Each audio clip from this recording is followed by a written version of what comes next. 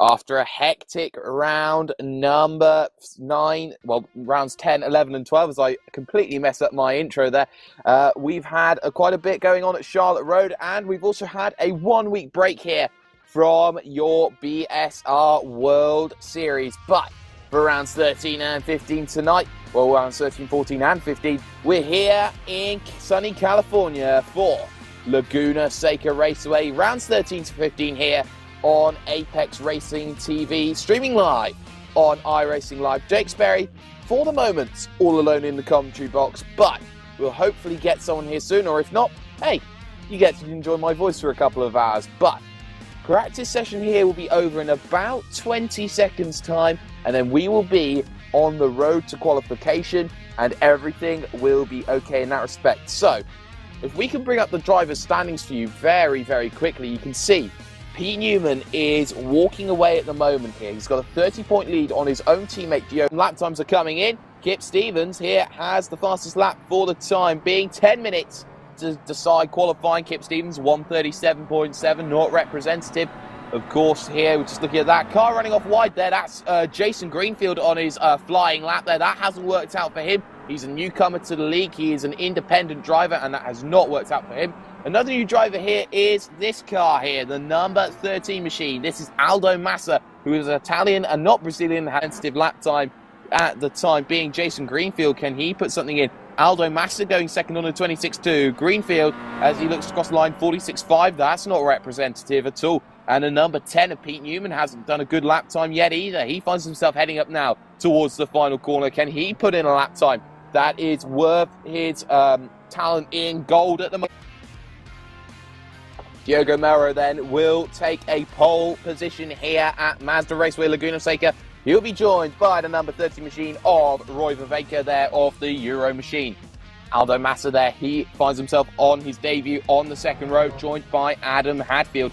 And well, we have to be saying row 3, Alex Everett and Pete Newman, the championship leader there. Not ideal for Pete Newman. Kip Stevens there, he finds himself in 7th place. He'll be joined by Max Wright. Peter Van Gool, another debutant here, in 9th position. He'll be joined on row 5 by Stephen Baxter.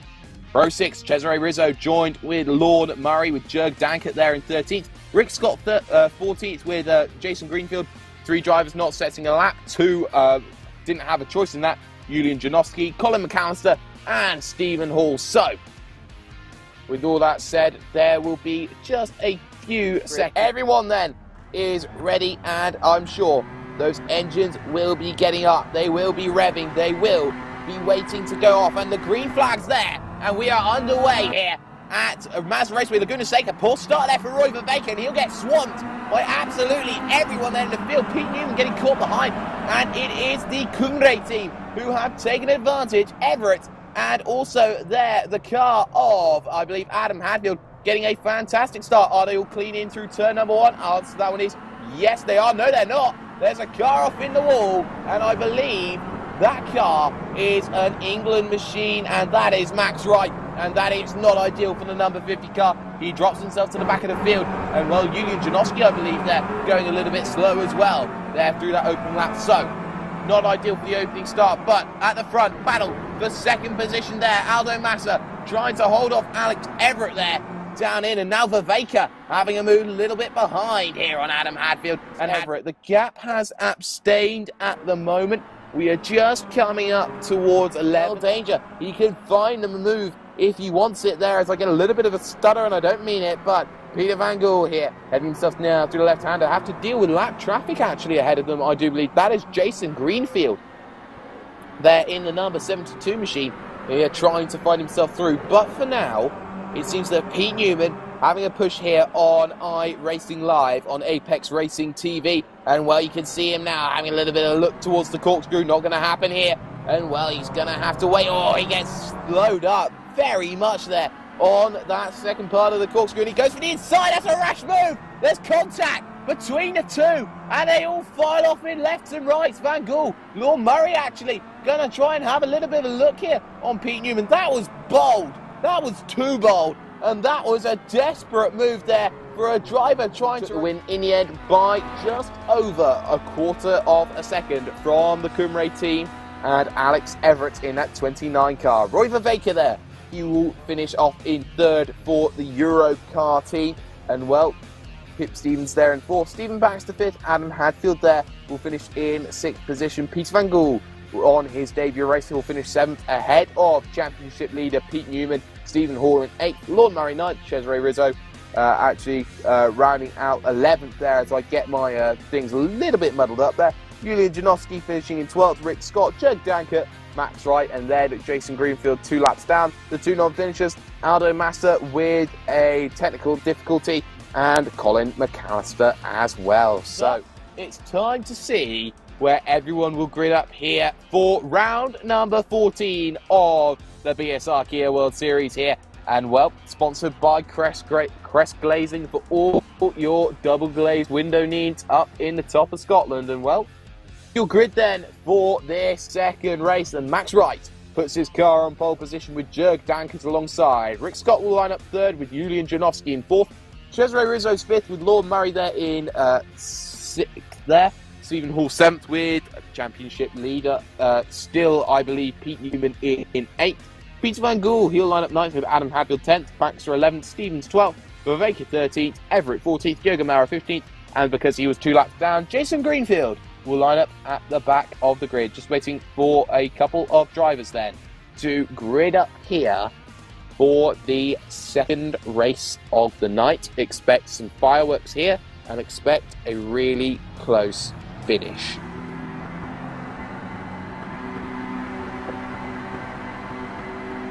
Green flag racing is underway here at Mazda Raceway Laguna Seca, and it's a bad start, I think, there for Max Wright. He'll be under threat outside from Jurg Dankert, looking to take the race lead. Pete Newman's had a stormer, though he is going to fly himself now into turn number 1, and into turn 1, is there going to be any dramas? No, Dankert runs wide, and he'll have to take the dusty road in order to get through. Janowski now fighting between Newman and Janowski. Janowski looking to pull away for the time being, but for now, Adam Hadfield looking for an opportunity. Started 10th, he is up to 4th. Pete Newman started 8th, he's up to 2nd, so +6, and the landmine dodger himself through turns inside. Adam Hadfield on Max Wright here. It's Cymru versus England, and well, Adam Hadfield will shut that nose down very much so. Running wide there now, Max Wright. He's got to go very careful. That was nip and tuck, but he holds on to it. Great save by him. Baxter fighting with Peter Van Gool there, and he holds on to position at the moment. And well, just looking back down the field, there is a lovely battle going on between Diogo Melro and Roy Viveka in the 30 Euro car there. And well, what has to be said is Diogo Melro was the fastest driver, no doubt about it. But for a driver like Roy Viveka, he'll be looking to try and hang on to the coattails as the racing gets hot and heated and intense. And well, going to look back once again to the battle for second. Pete Newman, Adam Hadfield. Hadfield all over the back of the Discovery driver, the championship leader, I still do believe, but I'm not quite sure on the mathematics on that one. But for now, Janowski pulling away that gap just enough so that he feels comfortable. It's not decisive yet. We have had just 2 laps, just 3 minutes of racing has gone and passed itself by, and for the time being, not really too much to worry about. Gap to lead 1.4 seconds says I am quicker than you at the moment. So something has happened there to Diogo Melro. He's on pit road. We need to go get a replay and cycle that one back. What has happened with Diogo Melro? And well, it seems at the moment that it wasn't anything too dangerous from what I can tell. They're just running himself very comfortably there into the left, into the right, into the corners, and well, oh, he hit it on himself on pit road actually. Oh, that's a really weird one. And actually, Cesare Rizzo will follow him down into the pits as well, so not the best start there for Discovery. They are in all sorts of trouble right now. And well, as I say that, we've just completely missed Peter Van Gool losing position to Kip Hairflick Stevens there in the Bermuda car, the only one to really show up today. And well, for Kip Stevens, he's doing what he needs to do. He needs to finding some points. Next up on track for him will be Stephen Baxter. Baxter, an incredibly quick driver there, I believe, for the England team as well, and he will be looking to try and get that well. A little bit wide there actually there from Kip Stevens, and I believe he's got to slow down for that one, because through very comfortably goes Peter Van Gool back up into 6th position on track, actually. But, you know, I get things wrong all of the time. They're just trying to get a little bit of a drink before there. And actually, Roy Vervaeke has stolen a position there on Kip Stevens right now. And, well, Kip Stevens, his charge goes from bad to worse as he starts turning from a knife through butter into an anchor into the sea. That is not exactly what is right there in that respect. But for now, we are going to focus here at the battle at the front. The top 3 are split by 2 seconds. Right now, the gap down to 1.1 to Pete Newman, trying to drag his Discovery car back into play here in order to pull himself back through the field. And of course, his 2 teammates are right down at the back of the field right now, Melro and Rizzo.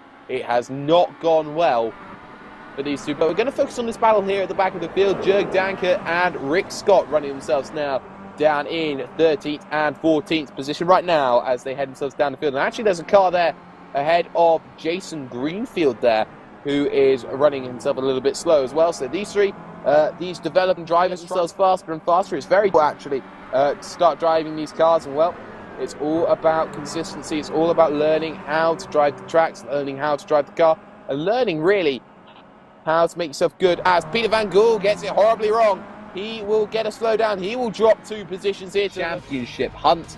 And, well, for Diego Melro, he's got to work over again. There's Jason Greenfield. He will come across the line in 15th, and the final car will be Cesare Rizzo. So here are your classified results then for round number 14, race 2 of the night here at Mazda Raceway, Laguna Seca. And so it is Julian Janowski who will take the win by 1.3 seconds over Pete Newman in the Discovery car. Alex Everett in the back of the grid, 14th. He gets himself into 3rd, a 2nd and a 3rd place for him. Very, very solid in that respect there for the Cymru team. Max Wright will come home for England in 4th place with Roy Vervaeke 5th. Kip Stevens 6th. Adam Hadfield there in 7th with Stephen Baxter 8th. Peter Van Gool, Lorne Murray, Stephen Hall, Jörg Danker, Rick Scott, Diogo Melro, Jason Greenfield and Cesare Rizzo rounding out then your top 16 and your 16 drivers. So, with all that said and done, we're going to see if we can drag a guy in, and we'll drag in for you your championship leader, and his name is Pete Newman. So, well, Pete, it has been 4.5 minutes to go, and well, just update you here on track temperatures. Track temperatures back down to 78 degrees Fahrenheit. That is a drop of 11 degrees, I do believe, from what was previous. And, well, very similar conditions to that of the first race. We had Mr. Andrew Woodhouse joining us here on track. And, well, he tried his best and he didn't finish the race at the end. But what has to be said is this is going to be an insanely quick final lap, final race even.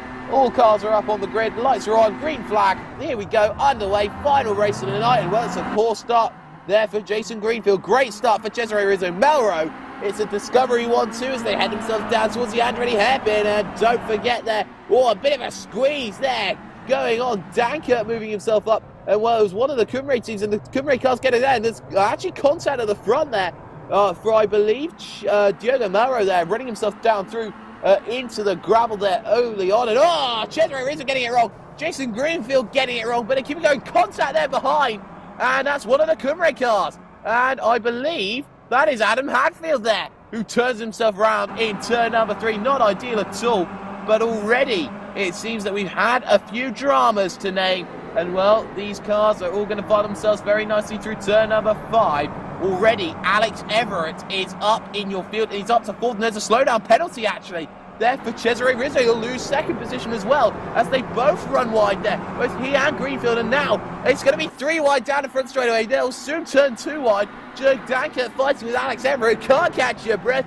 Everett will go up into a podium from 14th position. First lap, car off though, down in the corkscrew, and that is the car of Lorne Murray there. Not ideal for him. He will drop himself way down the order. And, well, that's battling up and down your field. And still, and that's Jörg Danker going slow as well. They can't catch a breath. Pete Newman running up. It's been a hectic opening lap instance here, there, and everywhere. And hopefully you've caught all of that. But this does mean Diogo Melro is out and away once again. Alex Everett in second once again. 2 seconds your gap right now. Jason Greenfield remains in third. It's Hall in fourth. Cesare Rizzo fifth. Stephen sixth. Pete Newman up to seventh. Great job from him. Fantastic battling up and down your field. And, well, certainly ones to look out for all the way through your field. As Kip Stevens looking to go to the inside. Will he get the move on Cesare Rizzo? Answer to that one is going to be contact between the two. They rub doors.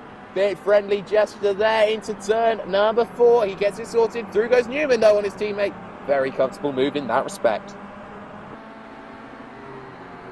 Well, you do apologise. I do have to take a drink sometime here. I can't talk for 20 minutes flat out. Otherwise, I will literally fall off the face of the earth there. Stephen Hall there looking for a move on Jason Greenfield. The battle for third.